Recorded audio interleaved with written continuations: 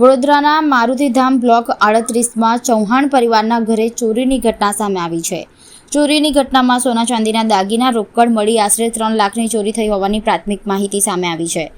માહિતી અનુસાર ચૌહાણ પરિવાર કાલે રાત્રે 8 વાગે લગ્ન પ્રસંગે ગયો હતો। સવારે પરત ફરતા તેમણે જોયું કે ઘરના મુખ્ય દરવાજાનો નકુચો તૂટેલો હતો અને તિજોરીના તાળા પણ તોડવામાં આવ્યા હતા। ઘરનો તમામ સામાન વેરવિખેર હાલતમાં જોતા ચોરી થયાની ખાતરી થઈ હતી। ફરિયાદી પરિવારનું કહેવું છે કે જાણ કર્યા બાદ પણ પોલીસ ઘટના સ્થળે હજુ પહોંચી નથી। સુરક્ષા અને હાઈટેક પેટ્રોલિંગ અંગેના પોલીસ દાવાઓ પર પ્રશ્નો પણ ઊભા થયા છે। ચૌહાણ પરિવારે નારાજગી વ્યક્ત કરી હતી। પરિવારે વિસ્તારમાં પેટ્રોલિંગ વધારવાની પણ માંગણી કરી છે કે જેથી આવી ઘટનાઓ ફરીવાર ન બને।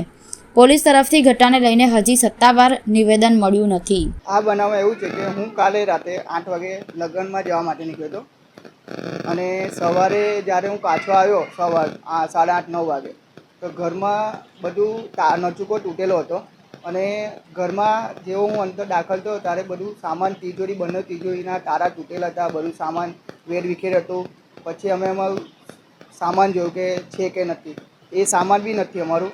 આ 2 કે 3 લાખની આજુબાજુ મુદ્દતમાં ચોરી થયેલો છે। મારે તો એટલું કહેવું છે કે હજી લગી અમે નોંધણી કરાવી છે, રિપોર્ટ લખાવ્યો ચોરીનો, પણ હજી સુધી પોલીસ આવી નથી।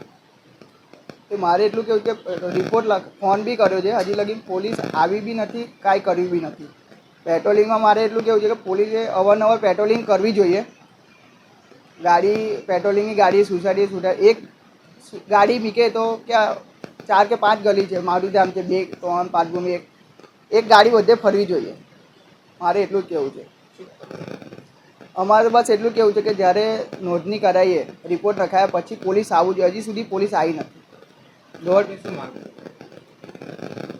માંગમાં તો કાંઈ નથી, પણ પેટ્રોલિંગ થોડુંક કડક કરવું જોઈએ અને